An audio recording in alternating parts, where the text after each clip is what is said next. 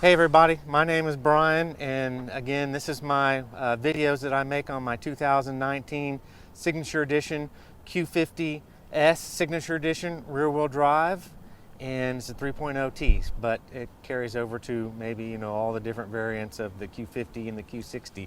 But I just want to bring to you today, before the new year's over, bring you some content, and of course, someone's weed eating right where I picked to do my little video, but hopefully that'll be tuned out. But and it's also sprinkling, and my car is beautifully cleaned and taken care of, so it's getting a little dirty right now. But anyways, the things I wanted to talk about today, let me just remind everybody, I am 50 years old. I am very meticulous, and very meticulous, and pay a lot of attention to the details, and very, if you could say, even anal. So today I want to bring in this video 5 things that upset me about this car. Otherwise, I love this car, but 5 things that annoy me about this car, okay? And so here we're going to jump into that right now. Okay, so a lot of these things have to do inside the car.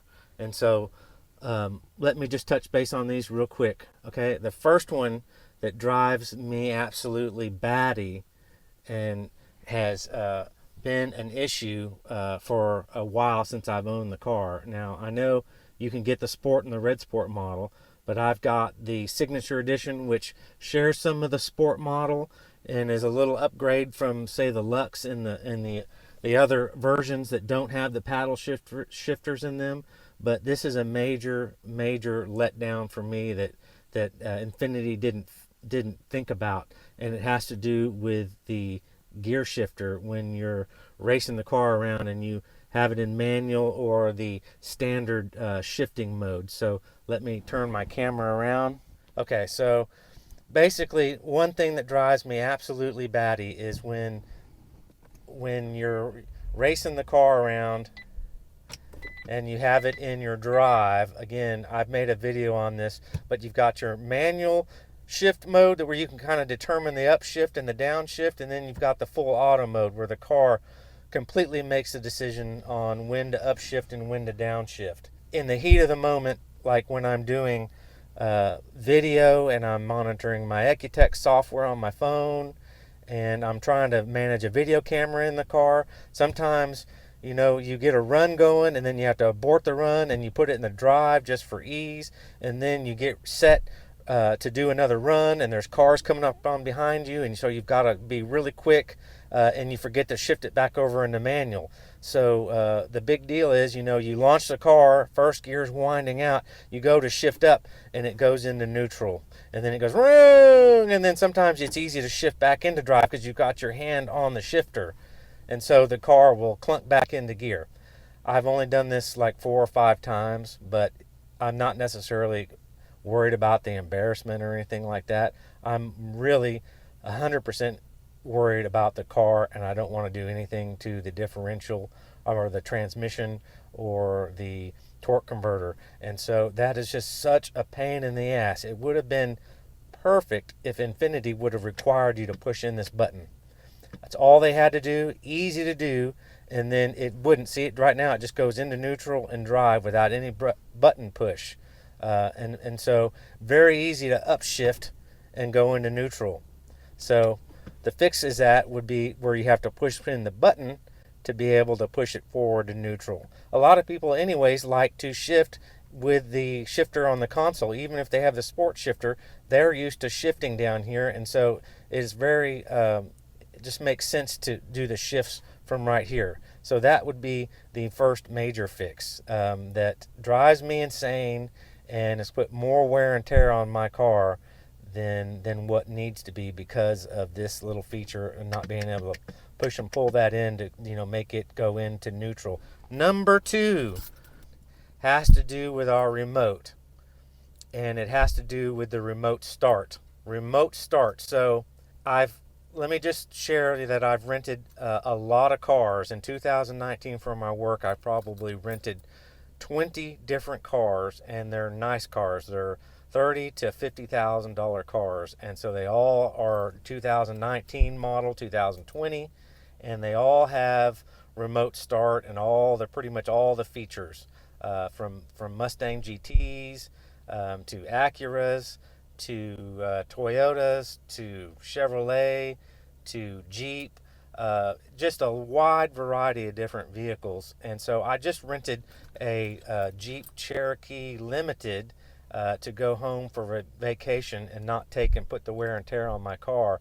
And I'm going to tell you what, with their electric start, exactly how this electric start, or remote start, how this should be and why this is such a pain in the ass, at least to me.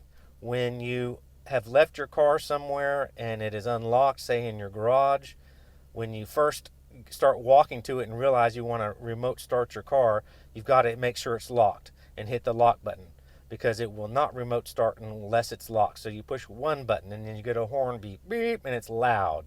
And so then the next procedure to get this in to do the remote start is you've got to press and hold this button for like 4 seconds. 1, 2, 3, 4. And it's just a pain in the ass to have to press and hold this down. It almost is the time that I walk out my door and I get to the garage that I'm sitting there holding this down. You got to hit the lock button, and then you've got to push and hold this down for 4 seconds, and then the car will remote starts. This is very, very cumbersome. Whereas the Jeep that I had, it had one button with a remote start, and it had ×2 written on there. So all you did is you pressed it twice, real quick, and the car automatically locked itself, and then it automatically started a few seconds later. You didn't have to sit there and hold it. It drives me nuts of sitting there and holding that down for 4 to 5 seconds. It's just annoying as all get out. Okay, so with that said, I'm going to do number 3 that drives me insane about this car. So when you remote start it, you've hit remote start on your key, and it's in the garage, and it started itself. And so you walk out 10 minutes later, the car's warmed up, and you are now getting in the car and you are ready to drive off because it is warmed up. So you jump in the car, you put your foot on the brake, and you grab the shifter, and as soon as you pull that button in, the car shuts off. The car shuts down, and then you've got to restart it. And I'll get into why that is more of another thing that drives me nuts, and is a bit of a headache. It has to do with the restart up of the center console here, this whole center screen, as it is slow to restart. And in you parameters right here, when you turn the engine off and then you turn it back on, it's a little slower to start up. But so when you get in, number 3 was when you get in, you have to put your foot on the brake, and then you have to come up here and tap this button. And that's the only way. If you don't tap this button with your foot on the brake, the car kills itself. That is another super, super annoying feature, and I understand why they do it. So it identifies the key with the car, and that it makes it a little more difficult for someone just to jump in your car while you have a remote started it, and they can take off on your car.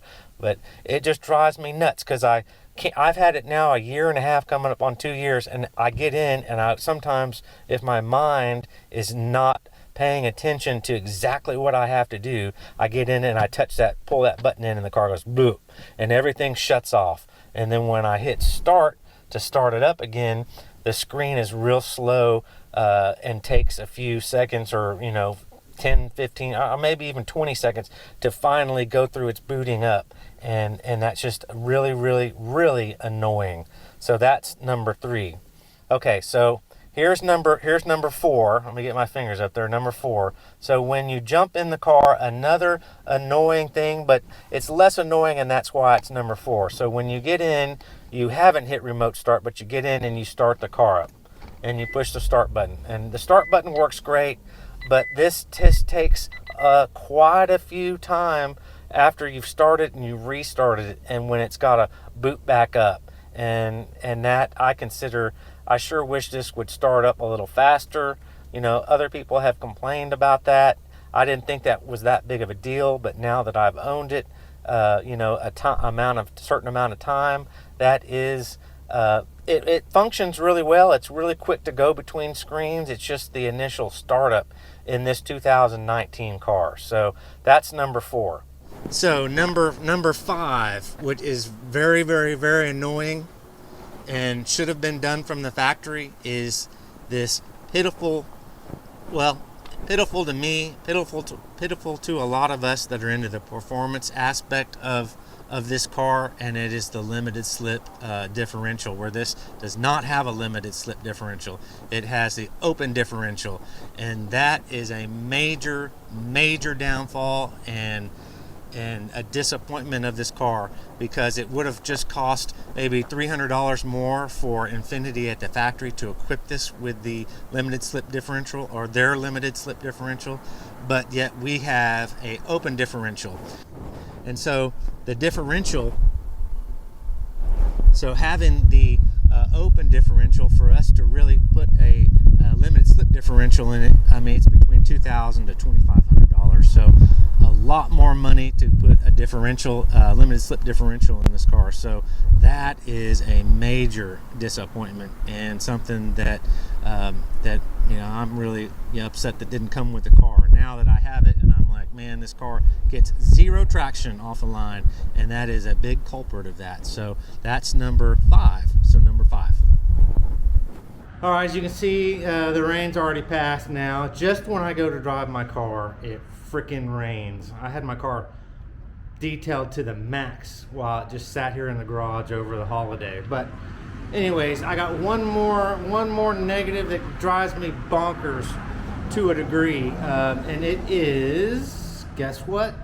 It has to do with my sunroof. My sunroof works really, really well, but there is a small rattle somewhere back here where you can't get to it. Very small rattle when I'm driving and I don't have the music on and there's not a lot of road noise around me. There's just a faint little bit of, just a mild rattle. Very small, but it's enough to drive me freaking bonkers. And I always look at it, but there's just not enough room when it's back to see into the liner here, somewhere in the back. And the main reason I just don't get that looked at is because the dealership, the people that work in the back, they just rip into this stuff, and nothing is done again like it is at the factory. When they're going to have to pull probably the whole headliner to get back there, and like I said, nothing goes back like the way it was from the factory. So those guys, typically the lower paid mechanics associates in the back of the Infiniti dealership that are working on these things, just tear into it, or at other cars that I've had have half-assed done jobs, other jobs on other cars. So it's something that I don't want to take in and have anyone put their fingers on it and maybe get some oil on the headliner or whatever. It's just something I guess I'm just going to have to live with. It's not too bad, but it's just enough to annoy me. I'm going to do one good one that is a minor convenience to me that most people not be aware. As I rent all these other different vehicles, I get in and you don't put your seatbelt on immediately. I do wear my seatbelt, and I like to wear my seatbelt, but you get in and you don't put your seatbelt on right away or within the first couple of minutes, and the car is blinging and beeping at you.